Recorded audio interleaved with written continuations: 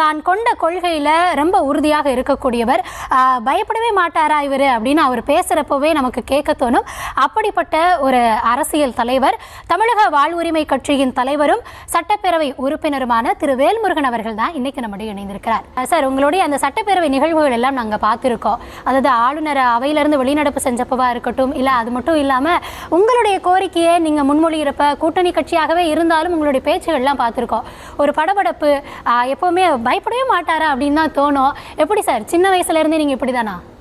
1980களில் தமிழர், தமிழ்நாடு, தமிழர் உரிமை என்கிற அளவில் தூய தமிழ் தேசிய தந்தையாக இருந்த புலவர் கலிய பெருமாள், தோழர் தமிழரசன் அவர்களுடைய அந்த தமிழ்நாடு விடுதலைக்காகவும் தமிழ்நாட்டின் உரிமைகளுக்காகவும் அவர்கள் மேற்கொண்ட போராட்டங்களை உள்வாங்கியதாலும் நான் அந்த போர்க்குணமும் போராட்ட குணமும் என்னில் அந்த இளமை கால மாணவர் பருவத்தில் இருந்து அது என்னில் இரண்டர கலர்ந்து எங்கு சமூக அநீதி நடந்தாலும் அந்த அநீதிக்கு எதிரான முதல் குரலாக, முதல் போராட்டக்காரனாக அன்று முதல் இன்று வரை தமிழ்நாடு அரசியல் களத்தில் பணி செய்து கொண்டிருக்கிறேன். அந்த தாக்கம்தான் அது சட்டப்பேரவையில் தவறு என்று தெரிந்தாலும் கூட அமைச்சராக இருந்தாலும் முதலமைச்சராக இருந்தாலும் உடனடியாக எழுந்து எதிர்வினை ஆற்றுவது எனது இயல்பான ஒன்றாக மாறிவிட்டது.